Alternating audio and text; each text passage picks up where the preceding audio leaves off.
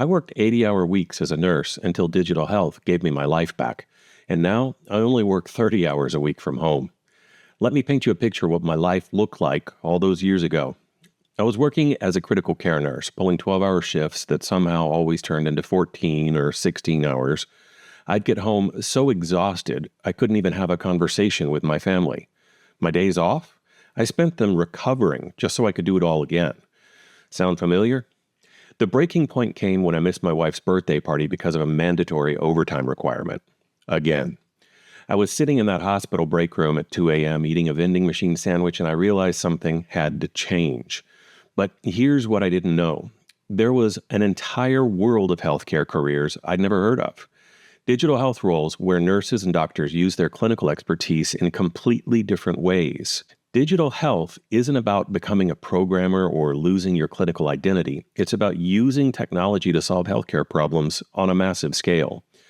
Think about it. Instead of helping one patient at a time, what if you could help design systems that improve care for thousands of patients? What if your clinical knowledge could guide AI tools that monitor patients 24/7 without you being physically present? That's exactly what I do now. I work as a digital health implementation specialist. Companies pay me to help them roll out AI tools, digital health tools, because I understand what actually works in real clinical settings. I remember the exact moment I realized this was possible.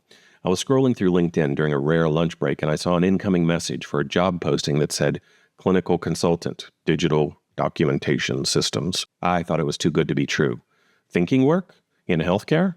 Using my nursing background?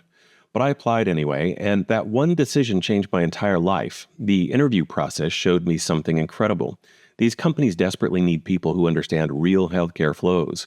They have brilliant technology, but they need clinical professionals to make it actually work. Let me walk you through what my typical day looks like now, because it's probably nothing like what you're imagining. I wake up at 7, not because an alarm is forcing me to, but because I actually got enough sleep. I have coffee while reviewing the AI data from the hospitals I've consulted with. Around 9 a.m., I might have a video call with a hospital team who's implementing new patient monitoring systems. I help them understand how to set up alerts that actually make sense for nurses on the floor. At lunch, I actually take lunch. I eat with my family, or I go for a walk, or I read a book. Because when you control your schedule, you can actually live your life. Now, you might be thinking, this sounds great, but what exactly can I do? Let me break down some of the most common roles that clinical professionals are moving into. Clinical project manager. You manage the rollout of new healthcare technology using your understanding of how hospitals actually work. Healthcare data analyst. You interpret medical data and help organizations understand what it means for patient care. Clinical training specialist. You teach healthcare teams how to use the new digital tools effectively. Telehealth program manager. You design and manage remote care programs that actually work for both patients and providers. The common thread? They all value your clinical experience than your technical skills. But the technical stuff? Yeah, you can learn that. Understanding healthcare workflows, patient safety, and clinical decision-making? That takes years to develop. And I know what you're thinking because I thought the same thing too. But I don't know anything about technology. Here's the truth. You don't need to become a programmer. Most of these roles need you to be the bridge between technology and healthcare. You need to understand how technology can solve clinical problems, not how to build it from scratch. When I started, I barely knew how to use Excel beyond basic spreadsheets. The companies I worked with taught me everything I needed to know because my clinical knowledge was what they really wanted. Let's talk about something important, money. Because work-life balance is great, but you still need to pay your bills. Most digital health roles pay the same or more than traditional clinical positions. But here's the real financial advantage. You save so much money when you work from home. No commuting costs, no expensive hospital parking, no buying scrubs every few months, no eating out because you forgot to pack lunch. For me, working from home saves about $500 a month in expenses. Plus, many digital health roles offer stock options, bonuses, or opportunity to work with multiple companies as a consultant. I actually make about 40% more now than I ever did as a staff nurse. Remember the breaking point that I mentioned? Missing my wife's birthday party?